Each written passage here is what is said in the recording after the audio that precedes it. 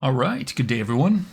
Now, in a previous video, we had talked about the creation of data frames, which are pretty essential for keeping the information that you're working with stored in a well-organized manner that's both easy to work with and easy to manipulate. But the question is, how do we get that information into R as a data frame that we can work with in the first place?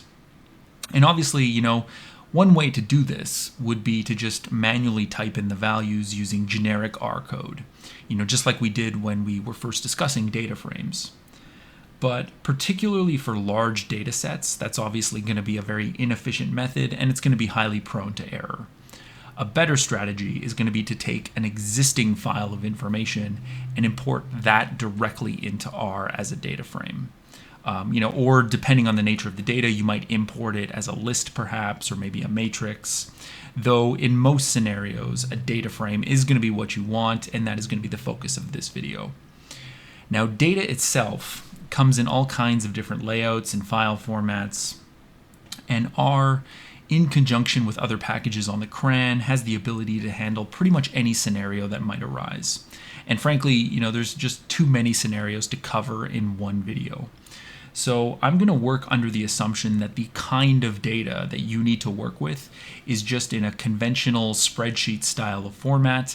That is to say, you have a bunch of rows and a bunch of columns, and each cell of the spreadsheet contains just a single value. And we'll see an example of this as we go. Now, when it comes to spreadsheets, there are many different file formats that a spreadsheet could be saved as. Basically every spreadsheet application has its own specific file format that is tailored to its unique functionality. So for instance, Microsoft Excel has its own file format called the .xlsx file format. The Numbers app that Macs come with use the .numbers file format. And if you use an open source spreadsheet software like LibreOffice Calc, you'll probably be familiar with the .ods file format.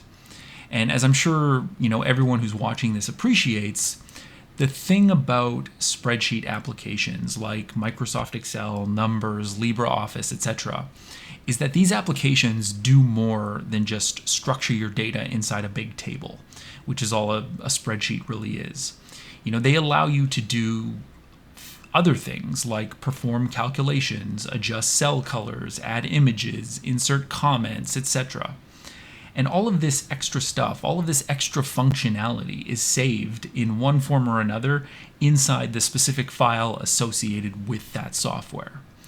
And it's these additional features that make applications like Microsoft Excel, for instance, really good for basic tasks like balancing the household budget. However, for serious data analysis that requires the use of large data sets and complex or heavy calculations, this kind of software, these types of applications are going to be more of a hindrance than a help. So for example, adding in all of those additional layers of functionality is just going to increase your file sizes. It's going to inflate your load times. It's going to impose, unnecessary restrictions on how much information is allowed to be contained within your spreadsheet. That is to say, there's going to be a limit on how many rows you can have. There's going to be a limit on how many columns you can have. And, all of this is just going to increase the chances of some kind of glitch occurring.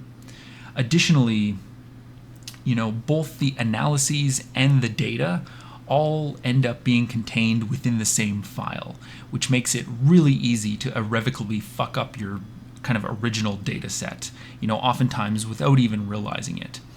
The fact is, we care about analyzing our data efficiently and safely.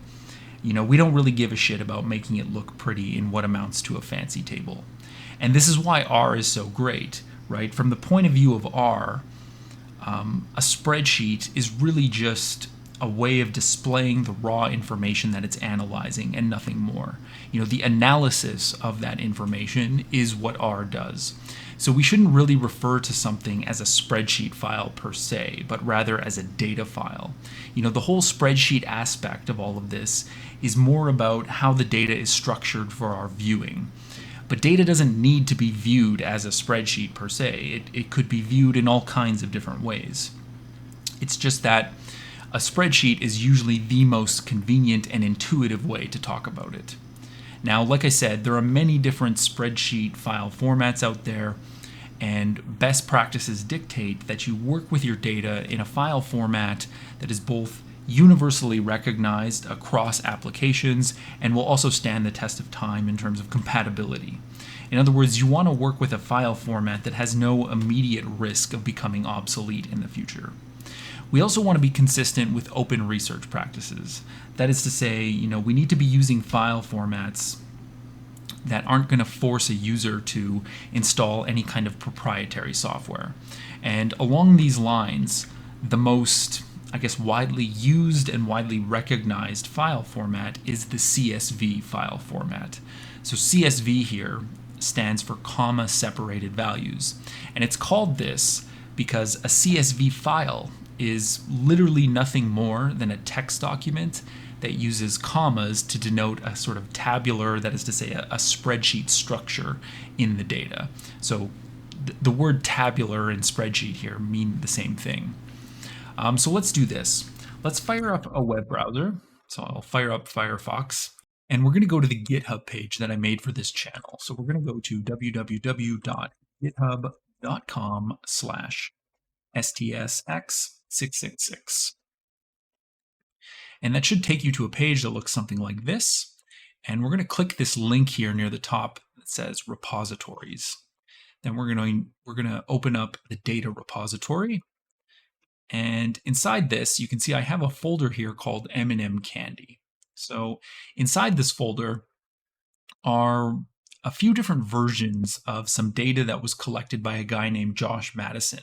And basically what he did was he took a bunch of packages of M&M candies and he counted how many of each candy color were in each package, and he just posted that information to the blog on his website. And all I did was take that information and compile it into some data files here. Now you can see we have a couple different versions of the file, which we're not going to really concern ourselves with at the moment. We're just going to focus on the top one here, mmmadisontidy.csv. So if we click that, you can see GitHub gives us a nice spreadsheet of the information that's contained within that file. But it's important to realize, this is just how GitHub presents CSV files. The thing to remember is the actual raw data here is just a text document that separates the contents of each cell that we're looking at with a comma.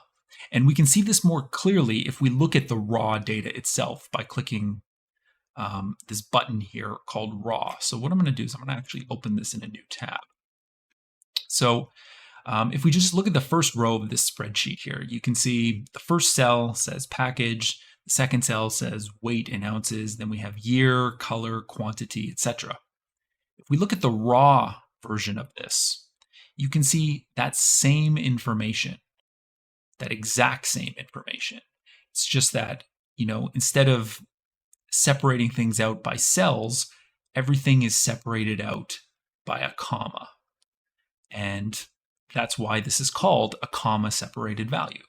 If we look at the second row, you can see we have the values 1, 1.69, 2007, blue, 13, etc.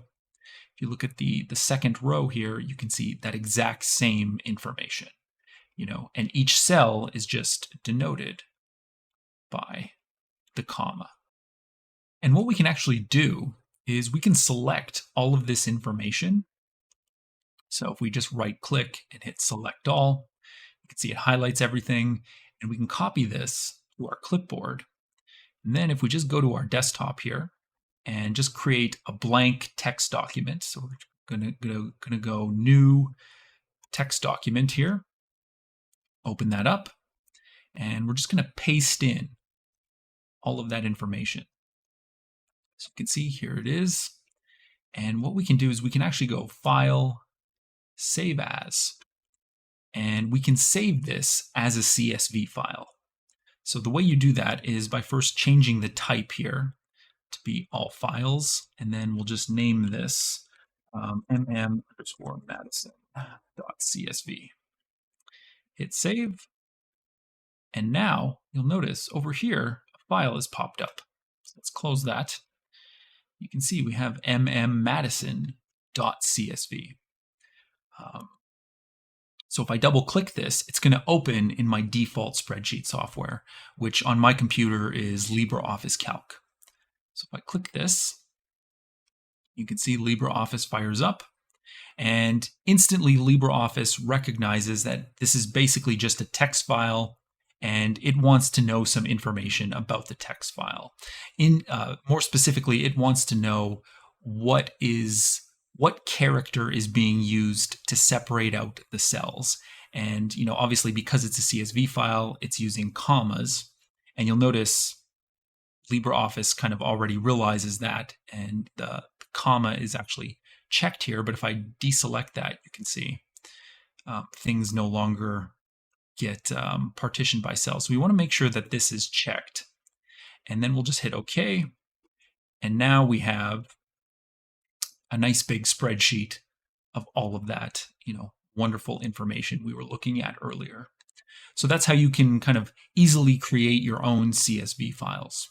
And the great thing about CSV files is they're so universal that any spreadsheet software that you have on your computer should be able to open them.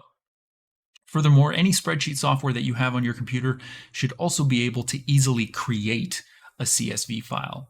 So for example, if this data were in some other file format, like an ODS file format, what we could do is we could just go File, Save As, and all you need to do is change the type of file here. And you'll notice we have a host of options, and all you would do to change the file format is select CSV. And if you're using something like Microsoft Excel, the process is exactly the same. If you're using something like the Numbers app, the process is slightly different. You wouldn't actually select Save As, you would select Export. So the Numbers app is going to require you to export the file as a CSV. So you'd click File, you click the File menu, scroll down to Export, and there should be an option to export it as a CSV. But it's basically the same process. So yeah. And I should also mention, we had used this blank notebook document to create our CSV file, but we don't actually have to do that. We could just download the file directly. And the nice part about GitHub is it gives you that option. So you can just click this little arrow and it will download the raw CSV file straight to your computer. That way you don't have to, create a blank text document or anything like that. But now that we have this data file, how do we actually get it into R? That's really the key question. So let's close this. We don't need that open. So what we're going to do is we're going to use a special R function called the read.csv function. So let's fire up RStudio here. And let's get rid of that. New file, our script. All right, so as I said, we're going to use the read.csv function here. And what this function is going to allow us to do is store the data file as an R object, a data frame specifically. So what we could do is we could actually name this object. We'll call it mm_df. So df is just short for data frame. Now, this read.csv function has all kinds of customizability. But to be honest, for most use cases, all you really ever need to do is specify the name of the file that you want to read. So in this case, the name of the file is just mm_madison.csv. But one thing we have to keep in mind is that by default, R is going to look for this file inside our working directory. And, presently this file is located on my desktop, but my working directory is not set to my desktop. So let's actually look at where the working directory is set here. So the working directory is set to C users Belial documents. So basically what this means is I'm going to need to either change my working directory or I'm going to need to actually specify the full file path to get to this mmmadison.csv file. And what we're going to do is we're going to do the latter in this case, and we're going to specify the entire file path without shortcuts. But if you want to learn more about working directories and file paths, I do encourage you to check out my video on it, because there are slightly more efficient ways to go about what we're going to do here. So in this case, since this file is just on my desktop, what we can do is we can just kind of copy this and paste that in and type desktop like so. And that's all there is to it. Now, obviously, the file path that you type here is not going to be exactly the same as what I've typed, right? The file path needs to be tailored to the directories that are specific to your computer. And if you're uncertain what those are, the simplest thing to do is to look at the CSV file's properties and confirm what the full file path should be. So if we go to the file itself, and we just right click on it and select properties, or if you're on a Mac, you would select get info. You can see there's this header here, location, and that tells us precisely where this file is located on my computer. And this is the file path you would use in the R code. So that's just kind of a nifty little shortcut. But with all that done, if we now run this line of code, you can see there's no errors that pop up. What we can do is we can now run the object by itself, and you get this, lovely data frame, with all the information that we were looking at previously. And if you want to look at the entire data frame, because it kind of cuts off, right? The console is only going to show you so much information. If you want to look at the entire thing, you can just use the view function, mm_df, like so. And that opens a nice tab that will show you everything, should you want to look at it. Now, before we end here, it's worth discussing the concept of a delimiter. So let's actually go back to GitHub here and look at the raw data again. So as I said, a CSV file is just a text document that separates each individual value using commas, and we can see that just looking at the raw version of the data file here on GitHub. The comma in this case is what we would more technically refer to as a delimiter, which is really just a fancy word for separator. And the thing is, the thing about data is you don't necessarily need to delimitate your data only using commas. You could technically use any character you want. So for instance, a number of countries around the world use commas to denote decimal points. And obviously, a practice like that is kind of problematic for conventional CSV files. So oftentimes what people will do is they'll actually use semicolons in place of the commas to denote each cell. Another convention that you will see used occasionally is to use tabs as your delimiter. So oftentimes these types of files use a .txt file extension, so they're just literally a generic text document. But you'll also see the file extension .tsv used, which just stands for tab separated values. And actually, on my GitHub page in the M&M Candy folder, you can see I have a .tsv file right here. So if we click that, you can see we get, the same spreadsheet we were looking at earlier. But if we click the raw button here, we now have the data, and it's been delimited using tabs.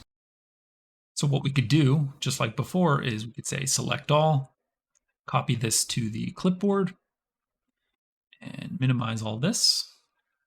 Open up our blank text document again, paste that in. And then we can go File, Save As, and we'll change this to all files, and we'll call this mm_madison.tsv. So hit save. And what you can see is we now have mmmadison.tsv. Now, interestingly, my computer or LibreOffice Calc doesn't automatically open a TSV file, but if we just do this, we say LibreOffice Calc, and we just go open, you can see I'm on my desktop here. There is the TSV file. If I click that and hit open, this window pops up again. and we just tell it what kind of separator we want to use. And you can see instantly it's already actually realized it's using tabs. And you'll notice if we unclick that and we select something like commas, the data is not separated properly. So we need to make sure tab is selected there. Hit OK, and now we have our data file. Pretty convenient. Now, when it comes to handling these more diverse scenarios that use kind of unconventional separators, R has a more general read function that we can actually use. So, for example, if we want to import that TSV file that we just made, what we can do is we can create an object. We'll call it mm_df2 here. And we're going to say read.delim, like so. And we're going to give it the same file path and everything. And we named it basically the same, except now it's TSV, like so. And oops, we'll put this in quotation marks. And all we need to do is add in an argument to this function called sep, which of course just stands for separator. And we just need to tell it that it's using, or that the data file is using tabs to delimitate the values. So the way we do that is by typing \t. So that indicates a tab character. If you had, a file that was separating with something like semicolons, right, you would just input a semicolon here. If it was separating with ampersands, you would put an ampersand, and whatever. In this case, it's a tab separated file, so we're going to put \t, run that. And now, if we take a look, say mmdf2 here, you can see there is our data frame. Now you might be wondering, what if your data is saved as, say, something like a Microsoft Excel file and it's not saved as something more basic like a CSV or a TSV? Could you just import a Microsoft Excel file directly into R? And the answer is yes, you can. There are CRAN packages that will allow you to do that. Personally, though, I don't recommend doing that. The simplest thing to do is to really just save that Excel file as a CSV and work with that. Trying to import proprietary formats directly can often cause issues of one form or another, and it's generally easier to just work from a CSV file. And all spreadsheet applications will be able to save or export their file formats as CSVs. So, it's really no hassle whatsoever. And with that, I would say, thanks for watching.